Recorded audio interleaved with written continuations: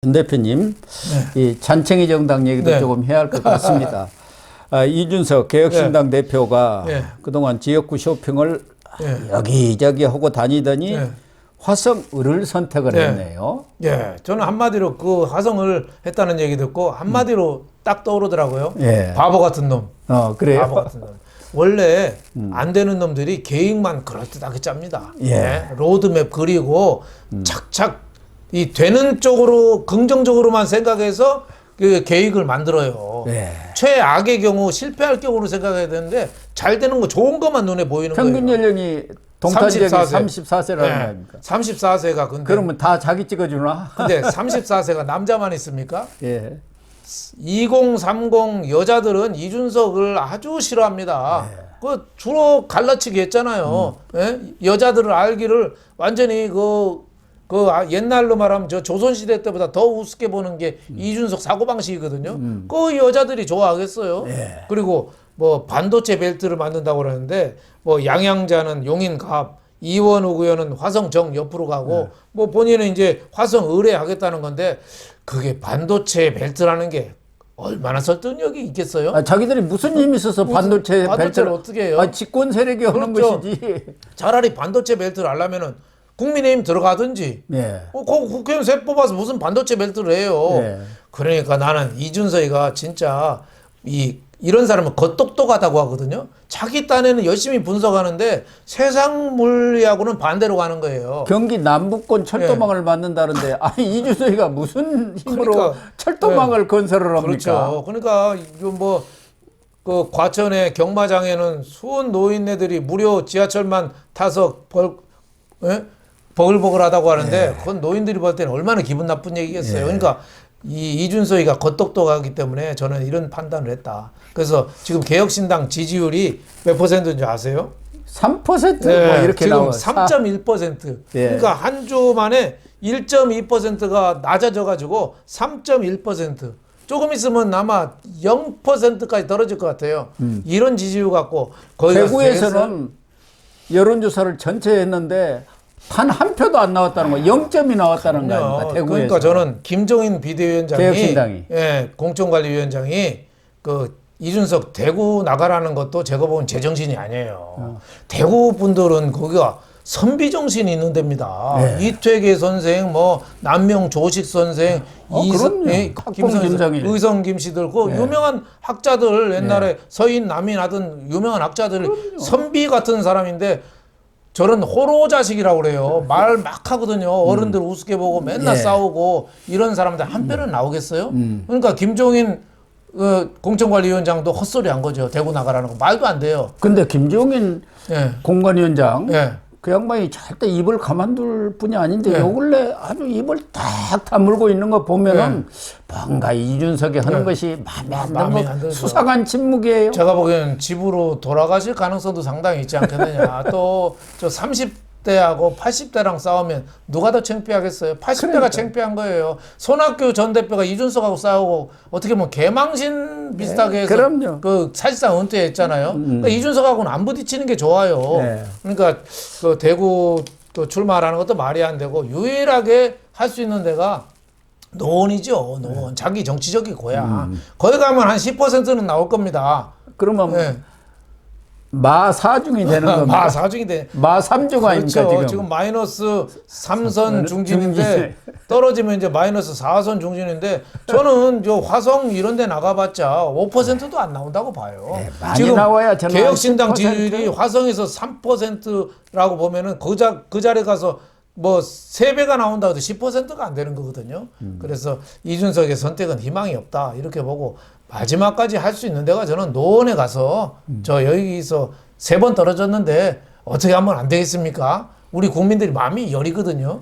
그러니까 그때 이뇨한 혁신위원장이 그때 내려갔을 때 딱 손잡고 그때 딱 들어왔으면은 이쪽에서 대구를 주던가 아니면 비리라도 줄 거 아닙니까? 금패치 달아줄 텐데 저 고생을 하고 대구에서 볼 때는 그 이준석은 유승민보다 더 나쁜 놈이거든요.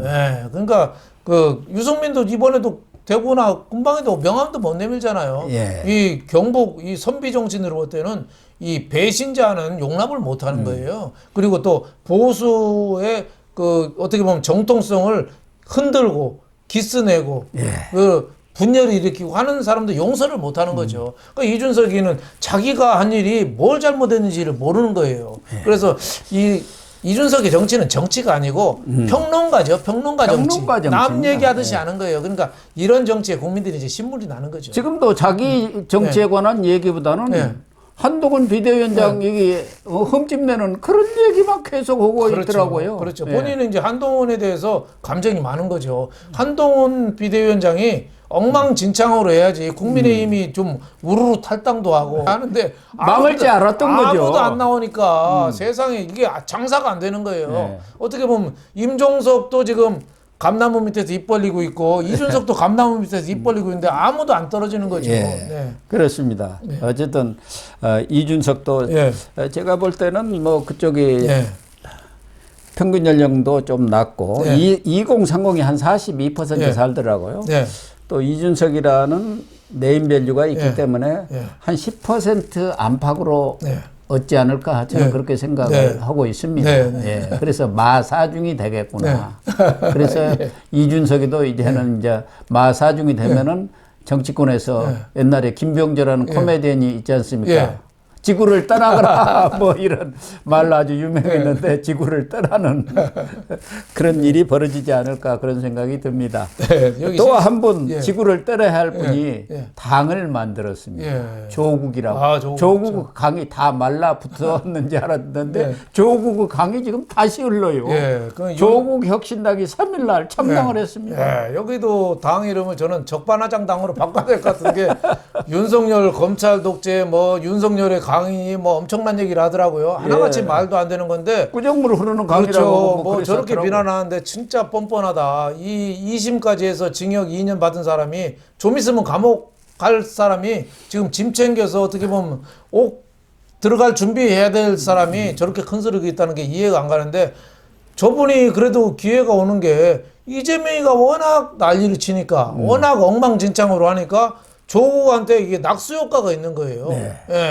이제 이재명은 싫은데 이재명 민주당은 싫은데 그렇다고 해서 국민의힘 가기는 못한 사람들. 그러니까 이런 사람들이 지역구는 할 수 없이 민주당 찍고 비례는 조국 쪽에 좀 찍는 사람이 특히 호남 지역에서는 좀 늘어나는 거 아닌가 뭐 좀 이런 생각이 좀 들어요. 지금 비례는 한 9% 나옵니다. 그렇죠. 한국 리서치에서 조사한 거에 의하면은 비례대표는 조국 신당을 한 9% 정도. 호남에서는 14%. 그러니까 꽤 높은 걸로 나왔는데 어떻게 보면 우리 정치에 어떻게 보면 참 슬픈 자화상이죠. 이 범법자가 오히려 큰 소리 치는 세상. 어떻게 과거 같으면 아예 상상도 못 할 일 아닙니까? 남미가 그렇거든. 남미가 감옥 가도 대통령 되고 그러잖아요. 우리도 저런 어떻게 보면 사법 체계를 무시하는 거죠. 저게 한명숙 총리가 대법까지 가서 형 살고 나와도 개선 장군처럼 행동하고 있잖아요. 지금도. 또 조국 같은 경우도 빨리 법정 구속 시켜야 되는데 우리 사법부도 문제가 있어요. 법정 구속을 안 시키고 하다 보니까 아마 대법에서 판결 나서 구속되면은 그날도 개선 장군처럼 또 감옥 들어갈 거예요. 우리 정치가 큰 걱정이긴 한데 현실적으로 보면은 조국 편은 틀림이 있다. 그래서 의석수도 뭐 적어도 한 대여섯 석 정도는 지금 뭐 가능하지 않겠느냐. 본인은 뭐 열석 얘기를 하고 있던데. 그래서 그런지 이재명에 대해서는 전혀 언급을 안 하고 욕을 안 하고 오히려 이게 원래 친문의 황태자 아니었습니까? 조국이. 그런데 지금은 친명 발언만 하고 있어요. 지난번에 김혜경이 기소했을 때 뭘 10만 원 가지고 기소를 하나 이 정치 검찰아 이렇게 하더니 이번도 공천도 잘 된 것 같습니다 하고 또 친명 이런 발언을 하는 거 보면은 비례대표는 우리 좀 찍어주세요.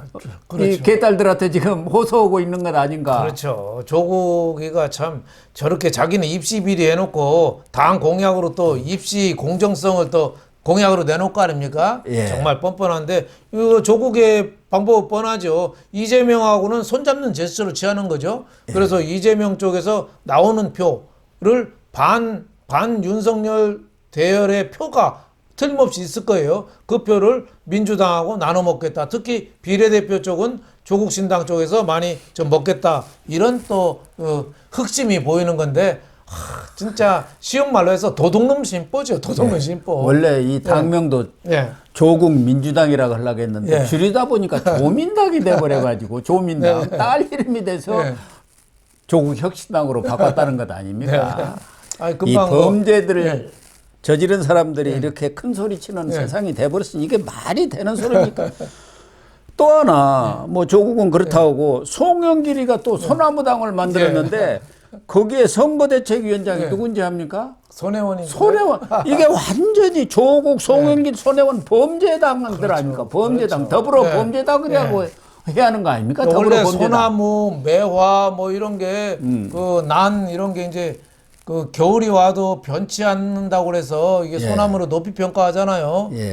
추사 김정희의 그 세한도 같은 것도. 근데 돈 먹고 감옥에 있는 송영길이가 소나무당을 한다는 게 그게 말이 됩니까? 그러니까요. 그러니까 웃기는 여기도 거죠. 지금 6일날 창당을 한다는 거예요. 중앙당 창당을. 그러니까 이게 우리 정치가 빨리 좀 제정신으로 돌아와야죠. 이런 범법자들이 이렇게 설치는 나라가 돼서야 되겠습니까? 이거는 정말 국민들이 올바른 판단을 해줘야 돼요.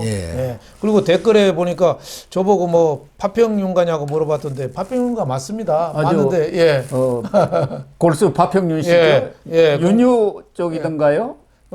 윤중. 아니 거기랑은 그 같은 파평이긴 한데 조금 다르죠. 윤중 그 명제 그 집안은 이제 소종공파라서 윤석열 대통령이 그 집안이고 저희들은 이게 옆에 파가 조금은 다릅니다. 그래서 저희 집안 어른은 이제 윤봉길 의사, 제 증조 할아버지 뻘입니다. 그래서 뭐 조선 초에 이제 갈라섰지요. 그 파가 조금 다르죠. 같은 뭐 파평이긴 합니다만은. 파를 하나 만들려면은 옛날에는 판서 이상의 배설을 해야 파를 만들 수가 있습니다. 판서라는 게 지금 같으면 장관입니다. 장관, 정의품. 그러니까 높은 배설을 했다 조상 중에 그걸 은연중에 지금 자랑을 하시는 겁니다. 아유 김정희님 또 이렇게 격려를 해주셔서 감사를 드립니다. 뭐 더 선거와 관련해서 마무리 발언을 할 게 있습니까? 저는 지금 이대로 쭉쭉 우리 전현무한테 기분 좋으면 건배사잖아요. 이대로 하면 쭉쭉. 그러니까 국민의힘이 여태까지 잘해오고 있거든요. 잘해오고 있습니다. 물론 뭐 혁신이 부족하다 뭐하다지만은 그건 할 수 없어요. 100% 만족할 수는 없거든요. 누구나 또 뭐 자기가 떨어지면 또 난리 피우고 하는데 지금까지는 뭐 어느 정도 잘 했다고 보고 이대로 초심을 잃지 말고 계속 좀 전진하는 게 필요하고 앞으로 비례대표나 뭐 이런 쪽 할 때 좀 여성이라든지 장애인이라든지 청년들 좀 이런 사람들한테 손을 좀 내미는 이런 모습을 좀 더 보이면 금상첨화가 되지 않겠느냐 저는 이렇게 생각합니다. 그렇습니다. 오늘부터 국민의 미래죠. 비례대표 후보 이 접수를 신청자 접수를 받으니까 말씀하신 대로 비례대표에서는 그동안 조금 소홀했던 부분에 대해서 좀 보완하면 금상첨화가 되죠. 네, 시청자 여러분 오늘 방송 마치도록 하겠습니다. 시청해 주셔서 감사합니다.